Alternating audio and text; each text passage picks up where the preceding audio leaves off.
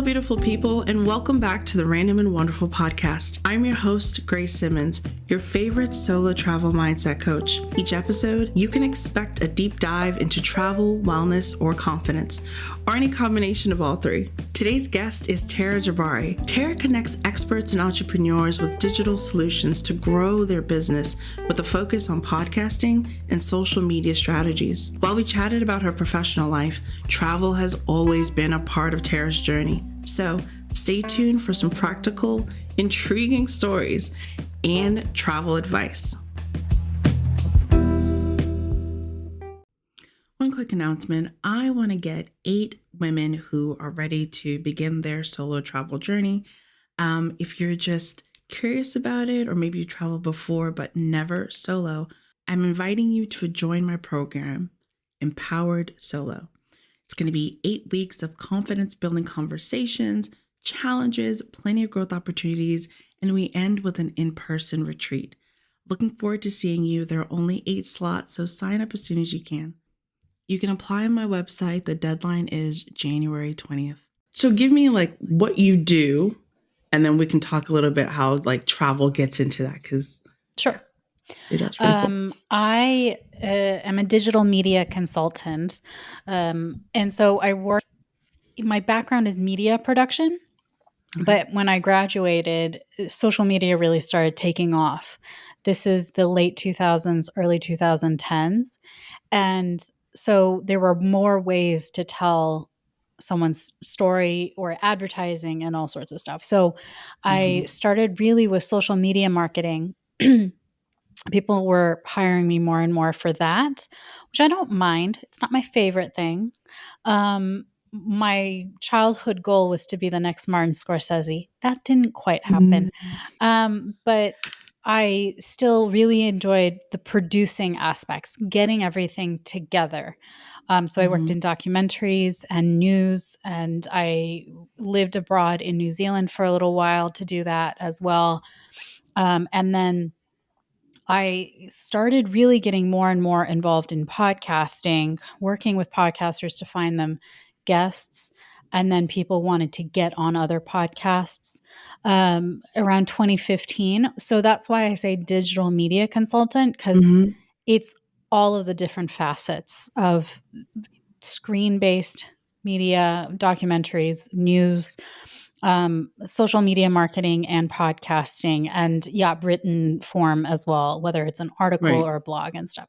So that's what I really do. That's why I say digital media consultant. The things that paid the bills are a little bit of all of that. And my personal favorite is the podcast producing, getting guests for podcasters and finding podcasts for good guests.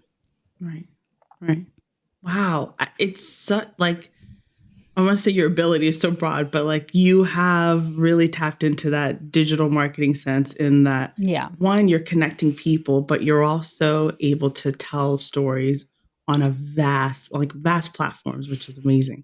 So even your own too, which is really neat that you're able to balance that. You're pulling other people's stories, you're sharing them with strangers, and then you're able to tell your own stories too. So yeah, it's niche and yet broad. I remember because I graduated, we had recession going on while we were in college, and all sorts of problems were going on. And so I remember during COVID lockdown, I went to Bradley University for undergrad and Georgetown University for graduate, and the students then were contacting alumni and things like that just for advice, because they were so scared what's going to happen in the future. And we're like, anyone in my generation knows what it's like. We were like, oh, no, don't worry.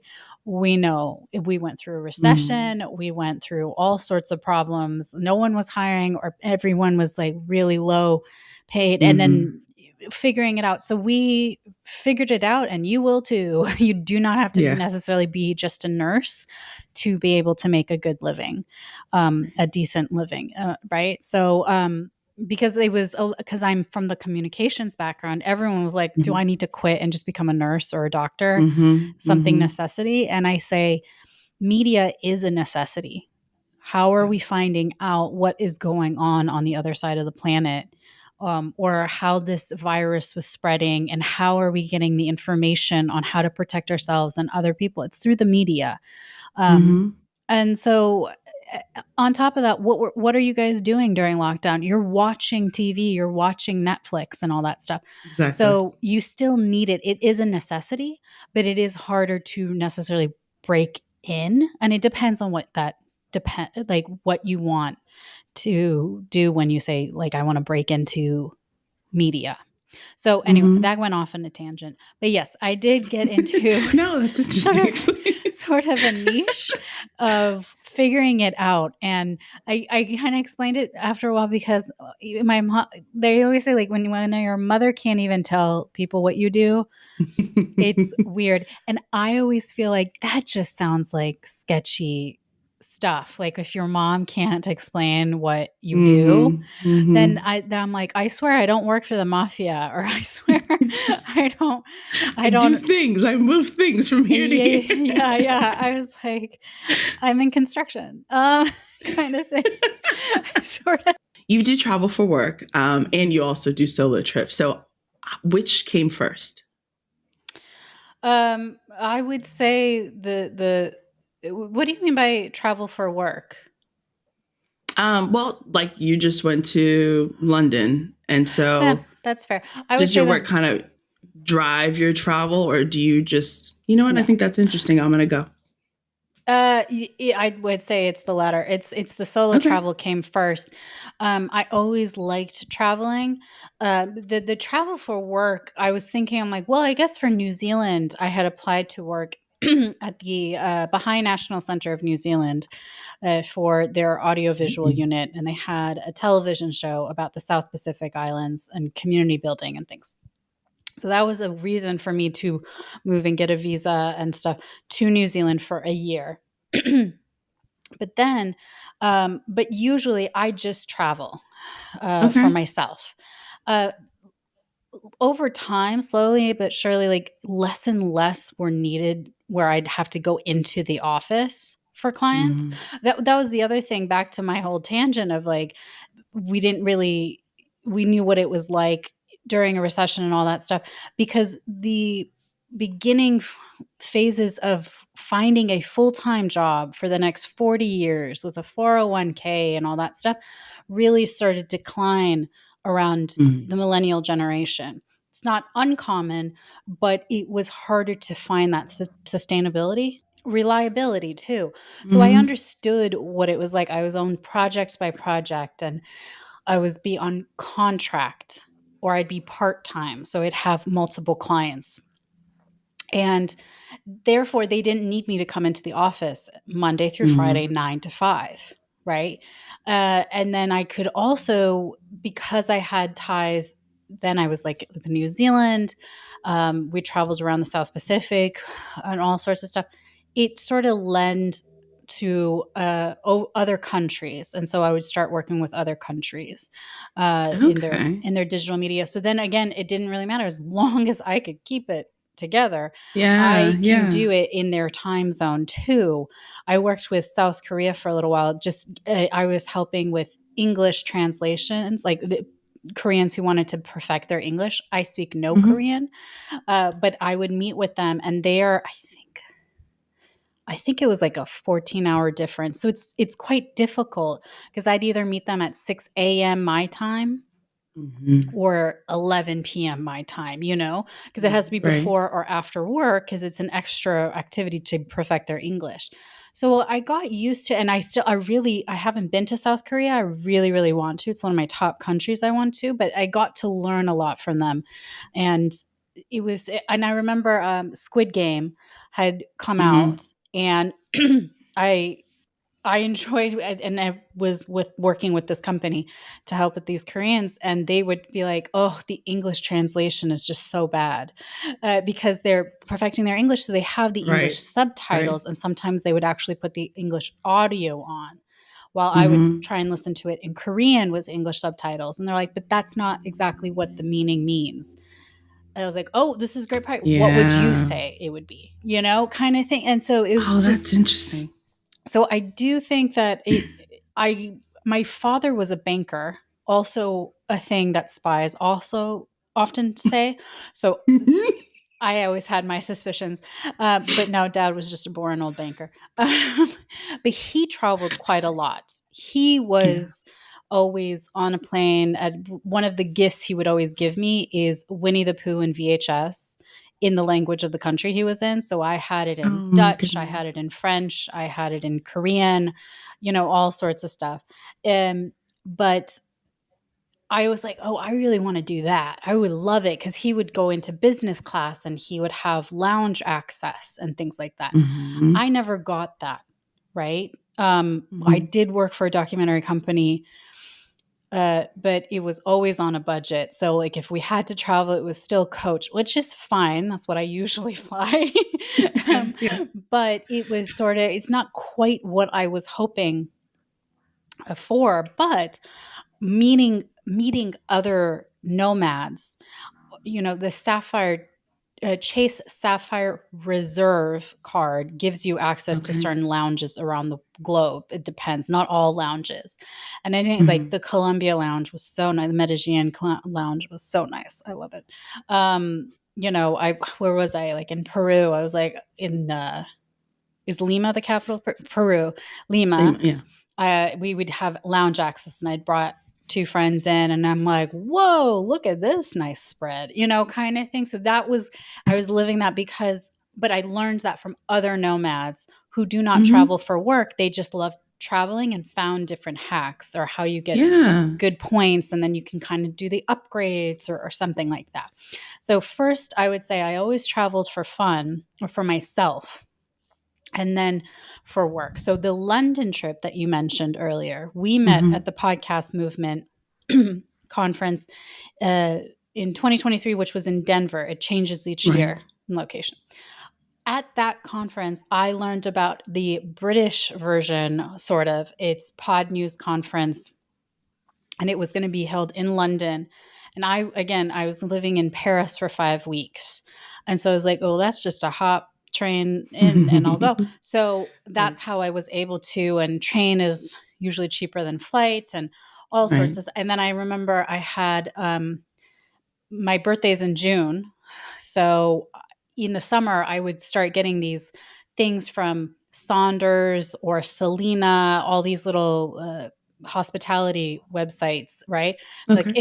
it's your birthday, so here's 50, 20% off and all that stuff. So I kept that, and then I would get an extra discount for a couple of days to go to London, like those kinds of things to save some Neat. money Okay. and be able Yeah. to go to these conferences. So that's how that worked out. And usually that's how it happens. Um, I mean, I would love it if someone's like, I need you in London, I will fly you there. I'll be like, awesome. That would But be a dream. it Absolutely. hasn't really happened. Yeah. That's still neat though. Those like the hacks and trying to figure out how to translate those points into Yeah. something that you can actually use versus them just sitting there. That's a that's a whole class in There itself. is a So class, and I always debate if I should just pay for it or not. Um, I haven't yet. But yes, there are a couple of like these mhm. tech gurus or something like travel influencers who are like, well, pay us and we will tell you how to use these hacks. One of the things that I hesitate is I know a few people who have multiple credit cards, and I have Yep. trouble dealing with my Sapphire, and I was like, oh, I don't remember which month I have double the points if I use Mhm. Lyft, and then Mhm. I don't have time for that. Some people are really into it. Great at it. They're great Great. I at feel like it's the updated version of like couponing where people would know the yes. different combinations and all that.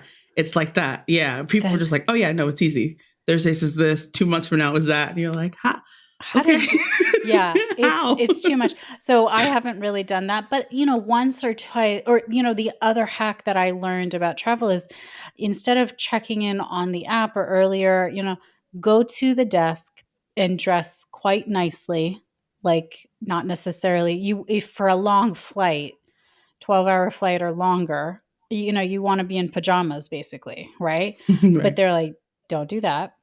Dress a little nicer, a little bit more like business. go to the front desk at check-in and see if it's a full flight, and if not, is there upgrades? And instead, like, you could Mhm. possibly get business class, economy plus, or even first class for maybe $100, Right. right? Because they haven't sold out. So they're like, yeah, sure, we can put you up in the front. I've I remember I tried this, and I was going from Cape Town to Amsterdam. So that's a 10, 11 hour flight, I think. And I tried that, but they gave me it in rands, and I couldn't remember the conversion rate. Right. And I was like, oh, let me think of it. Because you have a couple of ways to do it. You do it when you check in, and then you can do it at the gate. Right. So I was like, let me think about it. And I had to like do the conversion rate. There was a whole line behind me. So I was just like, let me just take my seat. And so I went and I converted, and it was $80, 80 USD to go to economy Oh. plus. So I went to the gate, and they're like, I'm sorry, we sold that out. You just have your Ah, regular. come on. And so I learned my lesson there. Always have it ready for the Ever ready. conversion. And also, because I even asked them, like, what's that in USD? And they're like, sorry, we don't know. I'm like, I bet you do, but you probably just don't want to do it, or they're training you not to tell me or something. So it was my first time trying it. Every other time I've tried it, it's been a Mhm. full flight, you know? So I'm still learning, but those are some tricks from people I've heard. And certain credit cards are really good. I think there's one that has no fee when you use it for the ATM in any country or most countries, which is so nice. So Yeah. I can't, I think it's Citibank. I could be wrong. I don't have one. So when I was with a travel group, we would ask them to go get us money. We'd be in Senegal or something like that. And they're like, okay. Mhm. And we're like, we want 200 USD, and we'll just Venmo you, because we're all Americans in this group. Or if they were not from America, we would PayPal or Zelle or something like that, because Right. then they won't have to worry about any charge. So, like, there's little things of finding ways to beat the system, as they I say. like it. But they're like, I say simple just because it's probably something like you said you tried a few times, and it's simple enough that you don't have to recreate your entire life or whip out a spreadsheet of things to Yeah. do. It's just like, all right, let me dress up a little nicer and see if there's space. If there's not, Yeah. I have my seat. If there is, cool. Yeah. I And may I get an upgrade, you know? and I had my pajama pants in my backpack, like in my carry-on. So I was like, well, screw this. And so I changed it into this. And I sat in my stupid middle seat at the very back of the plane and be like, I mean, I might as well be comfortable. In your comfortable pants. But then like, again, I'm like the queen of tangent. But did you ever watch the show Hijack on Apple Plus with No. Idris Elba? It's very, very good. I loved it. Mm-mm. Well, this last episode was kind of disappointing, but it's about a 7 hour plane from Dubai, I think, to London, and then there's a hijacker or hijackers. And Idris Elba sort of knows how to his job is to negotiate, so he is able to Mm. kind of negotiate with the hijackers and stuff like that. And he is all the way in the first class. And I was just like noticing, for a 7 hour flight, 7, 8 hour flight or whatever, because 8 episodes, I think. Anyone in first class was in like business attire, very nice. The women had like a nice jewelry on and all that stuff. As you kept going back down, you saw me like jeans, sweatshirt kind of thing. And I'm like, damn, this is why they told me to dress up more like business attire when you go to the airport. So I think that's a good advice, just to see if you could get into it. Because I think, unfortunately, there's like that, I don't know if it's a stigma or a judgment anyway, but it exists. So you might as well try it and just have your extra, like pajamas or sweatpants in your carry-on, so you Yeah, can just change if it didn't work that out. doesn't work out. Or better yet, you get the ticket and then you can change anyway. And you're like, suckers. So Do you know what? I really thought that wasn't even a concern anymore, because I remember going by people in first class and I was like, you look really casual, but they okay. could be. Like, mind you, as I'm scooting by them going past, first business or whatever, but I'm just like, I don't know how. So I I don't think know. in my own mind, I assume like People don't even care anymore, but it still works. From my understanding, it only helps when you Hmm. look the part of I'm Hmm. there for business, so give me at least business class. And I've heard Right. from different people. I mean, my aunt works for Boeing. She's the director of Boeing. My dad, the banker, he was like, "Oh, business class is usually better than first class because it's even more weirdly more space in some capacity because they do know you're going to want to work." You're gonna work. Yeah, that Right? makes sense. Versus first class, they might have, I don't know what, but I've been on first class, Loungy more lounge, yes, or loungy, like leg room versus. versus like Okay. more space for your laptop or something like that. Hmm. But I remember my dad flew so much, he was upgraded for first class. It seems like travel's kind of been in your life for Hmm. a while. Have you noticed, or are there any trips that have like left just a lasting impression on you? You know, one of my first real solo trips that I took by myself, I went for 9 or 10 days to Spain. I flew from Washington D.C. I was at Georgetown, and it was like a spring. No, it was a winter break kind of thing. I remember because I had to like bundle up leaving DC, and then when I got to Spain, they were cold, but it was like 60 degrees, and I'm like, this is summer for me. This is wonderful. Um, Yep. so so I went to go see a friend who was in my graduate program. Him and his wife are from Spain, or Okay. live in Madrid. So they said, come visit us anytime you want. And I take you up on that. So I went to them, stay in Madrid, and I said, I'm going to do a couple of side trips. I went to Sevilla and Mm. Granada, and I went to Barcelona within these 10 days. And so I was like, can I leave my suitcase there? And I just come back like 2, 3 days in Barcelona, come back Madrid, spend time with them, and then come back. Just take a backpack with me so I can leave my Yeah. suitcase and all that. So that was a trip I did on my own on a big budget. No, excuse me, not a big budget, on a real tight budget. It was my first time using Airbnb, and I hate Airbnb actually, but that's a whole other thing. But the first time I actually used it, it was Barcelona, and I was like, it's only $17 USD to stay at this place. Turns out Mm. it was this lovely gay couple who had a dog and a cat, and I think they had two real bedrooms, and they used their walk-in closet as a third bedroom, which is what I slept in because it was really small. I mean, it only fit me and my backpack on the bed, and that was it, which is fine. I felt safe, and I actually begged them to let me have the dog and the cat in my, because I love animals. And between the one of the husbands, his English wasn't great, my Spanish wasn't great, but we would communicate, and I'm like, por favor, gato y perro conmigo, and all that stuff. And then, but it was so interesting because then I realized they had other rooms because other people would come in too, and then they would have other bedrooms. I don't know what the size of those bedrooms are, but I didn't know you could do that and all that stuff. So that was just, it was weird.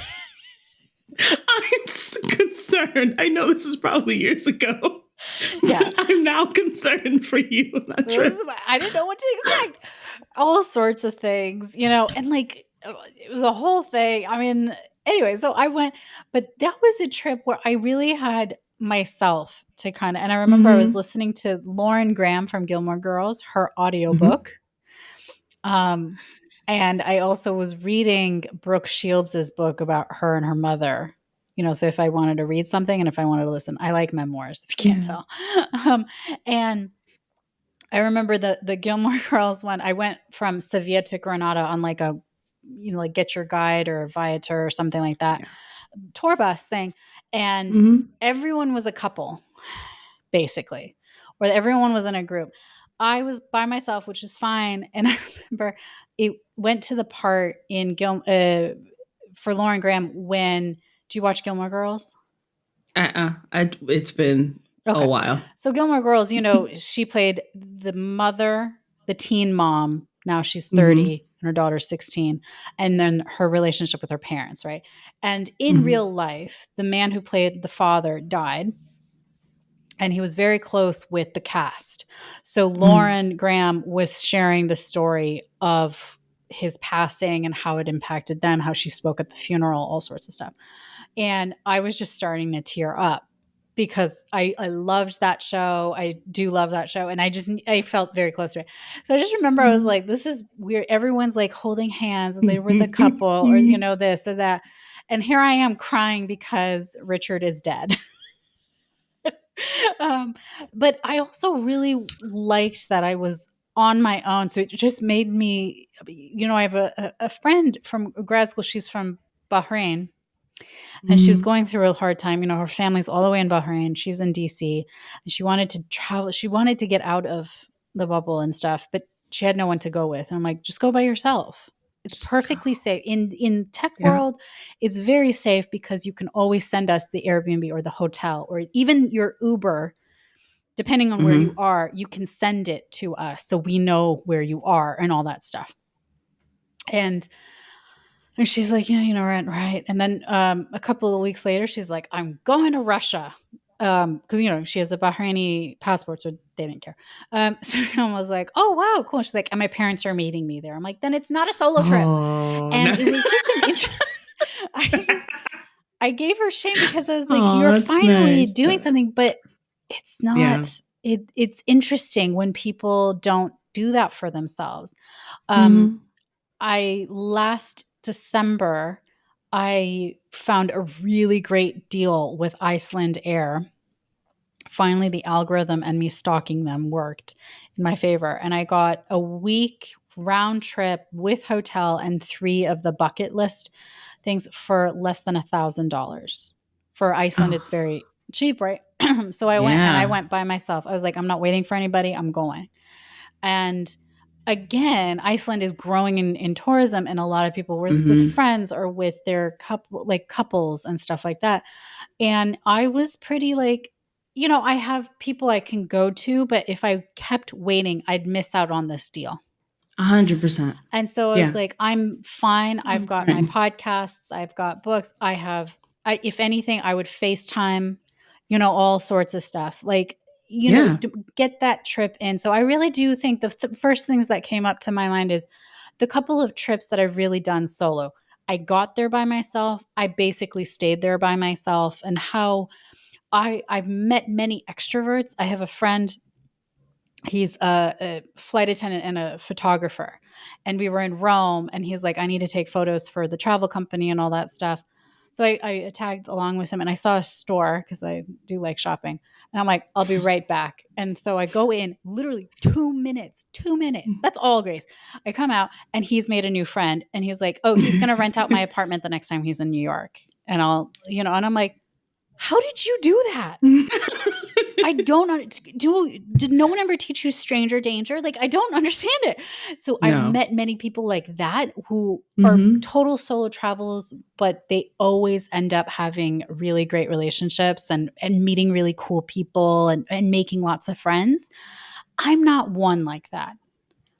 You know, I think a part of it is a being a female solo traveler, Yeah. being a woman, we are always taught like we are target and things like that. So you always think safety first.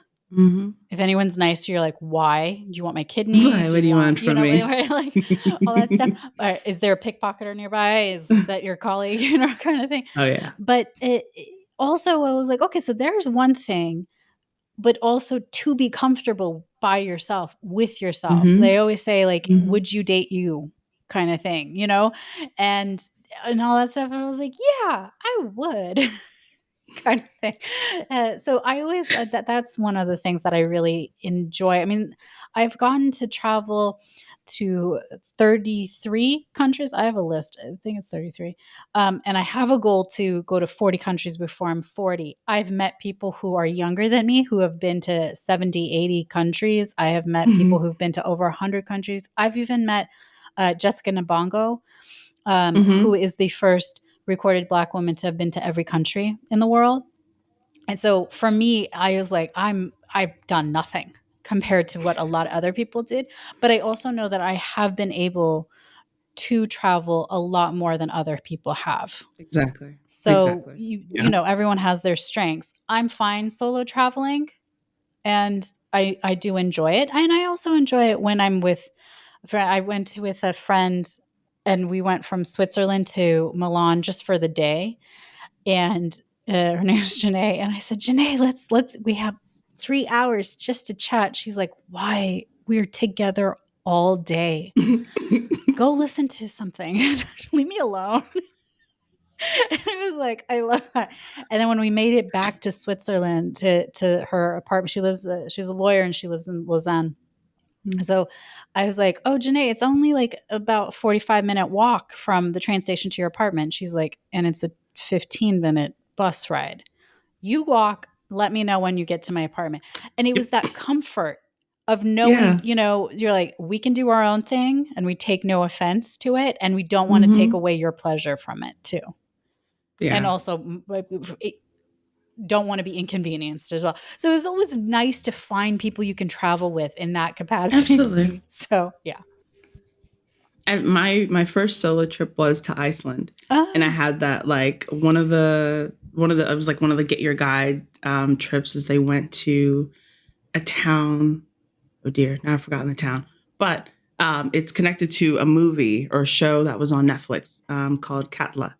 oh, And I think I was the only person on that bus that was excited to go where we were going because I was like, I've just watched the series. I'm so excited. We're going to see the church. I know the beach. Like, I was excited. Um, and yeah, everyone else was there as like a family. There were couples, there were just groups. And it was just, Grace in her backpack. And I was adopted by a very sweet, they weren't a couple, but it was like two older friends who had just, both of their spouses had died. They'd always known each other. oh, And so now they travel together, and those became my travel grandparents. But I just hanging out and being able to just enjoy. Like I wanted to go because I saw it on a show and I thought that was pretty neat. yeah, And so having that balance is like, yeah, I get to do something that I want to do, and very gently saying, hi to some people, yeah, but minding my own business. I think that's the best part about solo is that I could have tagged along with them, but I also could just go walk or spend some time on my own. That's yeah. the yeah. It's finding I that always balance. enjoy that. Yeah. Hmm. Hmm. And a lot of people are too afraid or too nervous, or I also think in a weird way, too insecure or something. And it's hard for me to kind of relate to that because I've been able to do it. Hmm. But I also encourage people, I'm like, just take a day trip where you go to the museum by yourself, go to the movies by yourself. Yes. Um, Go get something to eat and sit yeah, down there. take a road Yeah. trip to the next town over, or or something, just to see. And then, okay, so it's like that times however many days you're away, Hmm. kind of Hmm. thing. And That's my yeah, like intro is that I always tell people that just take mini trips. You don't yeah, have to do this extravagant trip across the world and throw yourself into stress and whatever the unknown is. Like just start small, check yes, out the next town over, do that, come back home that night, but just figure out your day. And then you could, oh yeah, I remember doing this when I was like, 45 hmm, minutes from home. I can definitely navigate myself in another country, yeah. but I think people have to start small, even if you are nervous, because you're not going to do it unless you don't start. Well, it's like we learned how to crawl, then we learned how to walk, then we learned how to Hmm. run. It's sort of the same idea Yeah. of it. And you can't, no one even learns how to crawl together. I mean, I'm not a twin, Right. or but I think we have to learn how to do it on our own Hmm. eventually, certain things. And I think solo travel is one of those. So yeah, I agree. What's some advice that you would give? For a first time solo traveler, Hmm. some start slow. Oh, I see what you mean. Okay, I get it. Um, so I actually was talking to someone. She is a family friend's daughter. She's 22 or something, and she was like, I love what you do. I wish I could do." I'm like, "Well, then do it," kind of thing. Hmm. And they're like, "I'm scared." So I said, "Okay, first start with." She's like, she's from the United States, from Chicago, And she's like, I guess I could go to Canada. I'm like, yeah, but go to like Montreal where they speak French. Mm. I mean, they'll still speak English, but you will see the signs in a different language, all that stuff. Mhm. I can put you in Mhm. touch with some people I know in Montreal or in Canada, but it's the same. Usually the continent has a good plan, right? Like it doesn't matter if you're in Canada or Mexico or in Right. the US, right? So there's that. I'm like, but then you have an uncle who lives in London. Okay, so go to Mhm. England. What I did, I'd stay at Jaime and Francesca's in Madrid, and then I would take the train or take a flight and go to Sevilla to go to Barcelona. So you like go to London, but you do your solo travel to, I don't know, Oxford or, something like that, Mhm. Mhm. which is only an hour away from London, then go to Bath, which is a few hours away, go to Wales or something for like 2 days. Somebody in that country or in that Right. continent that you can trust, that your parents can trust, that you're familiar with. They know cell plans and they know that it's 999, not 911, that kind of Right. thing. Right. Right. Um, and also it's the same language as you, right? Mhm. You don't need to worry about shots or visas or anything like that.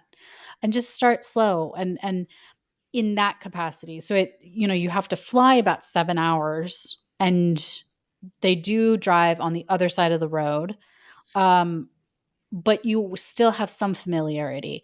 You Right. you can understand them, it's the same language, and you have somebody you know and trust who lives there too. Yep. So that's some of my advice. And then, oh, a big thing. I just traveled with my little cousin, came to visit while I was in Paris. And I was just like, don't take your phone out so many times. Mhm. It's Mhm. really because they're the pickpocketers and stuff like that, especially in crowded cities like London, like Paris.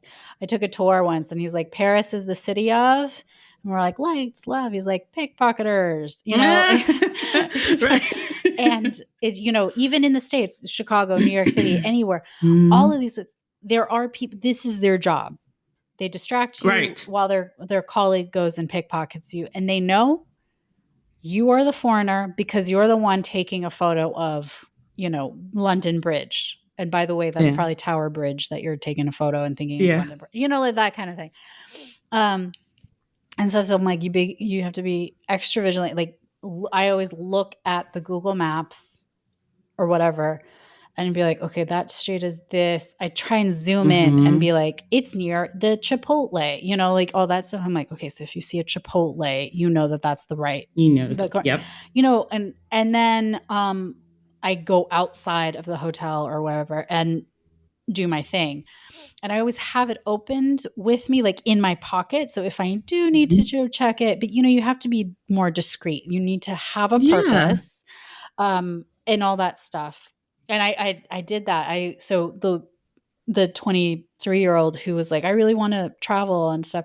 We were having lunch with her sister and stuff. And I'm like, okay, now, do you remember where I parked the car? She's like, sort of. I'm like, okay, even better. You have to tell us how to get to the car. And this is good training to see if pretend we're in Senegal for crying out loud. I Yeah. don't care. Yeah. But, Very she's nice. like, okay. And I'm like, okay, so right now you're already looking around yourself. I know that you're not familiar with your You're surroundings. not sure. Yeah. So that kind of, and we were like, it's small, like you have to act and all that stuff. So it's just those little things. I'm like, I'm not trying to scare you, but it's better to be more prepared than not. So it's those small things. Have the map ready before you leave the restaurant and take a look at it and try and be like, oh yeah, that's right. I remember that street because that's where like the Halloween decorations were, all sorts of. So then when you're walking and your phone's in your pocket, you're like, the Halloween decorations. So I have to take a left, all that kind of thing. Yes. Yeah. So those are some of my advice. And if you really want to take a photo, I also told my cousin and my aunt, we were in Prague, our first time in Prague. And I said, let's go take a walking. I always recommend a free walking tour. It's Mhm. usually tip based, and most places have them. So we go on the first day, I usually go. So then I get a little familiarity of where I am Yes. and some history. And usually the guide has good recommendations. So we were going on our way and they're like, oh, I want to take a photo of this. Oh, I want to take a photo of this. I'm like, guys, I, we don't want to be late for this, but two, like don't be so obvious that this is your very, very first time seeing Mhm. the sights. It's just not safe and all that stuff. And I, sure enough, I was right. We passed the same street 20 times the 4 days we were there. Right. I was like, when you come back, you already know, you're like, oh yeah, that's the door I thought was really pretty, or that was that structure. Now I can take a photo because I know exactly where I'm going and it ain't Mhm. going anywhere.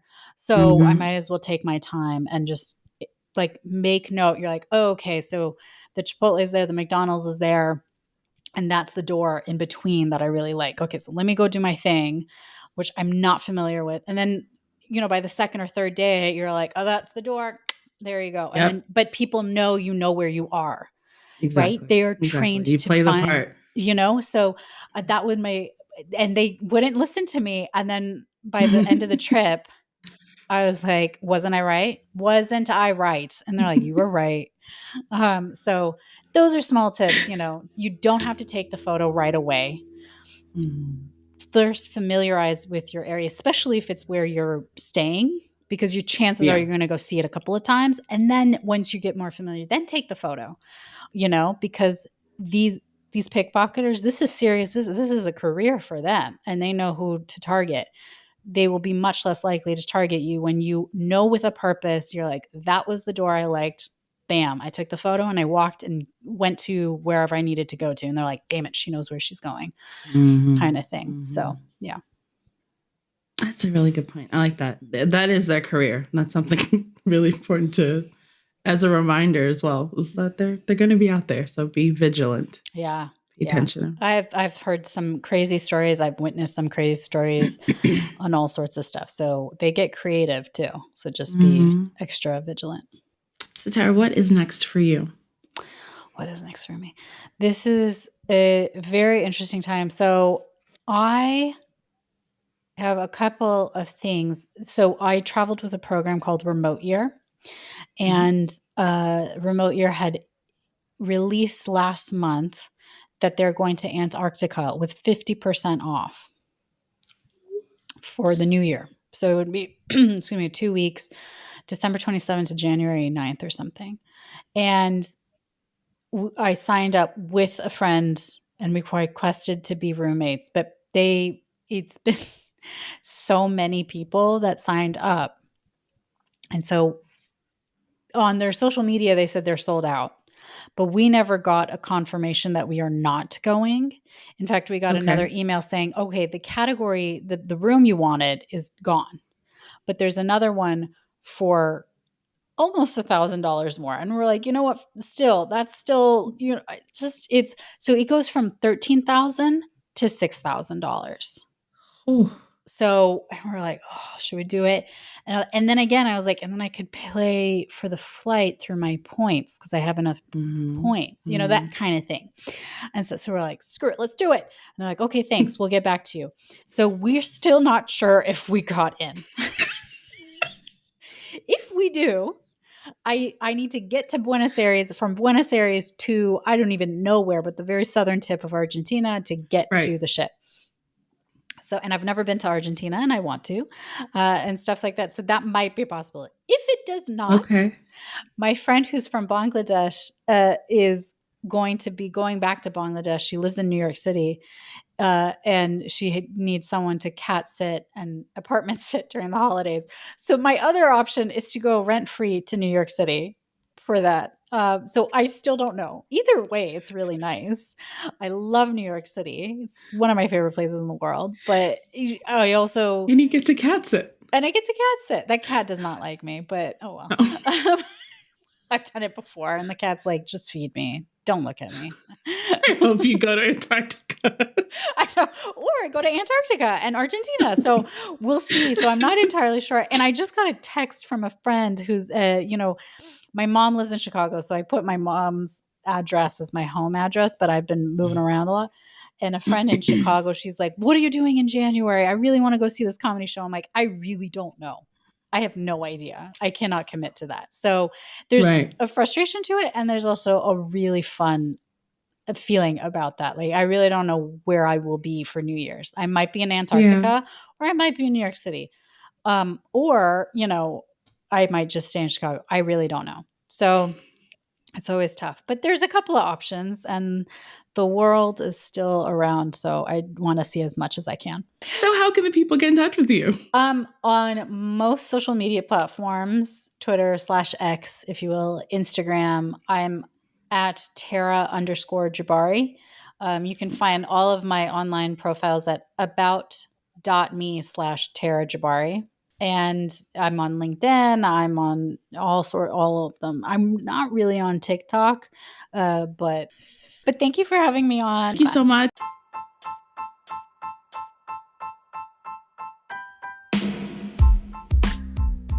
Hey, I hope you enjoyed today's episode. If you did, please rate the show so that other people can find it, and subscribe so you don't miss a new episode. As always, be bold, be curious, be ready to tell your story.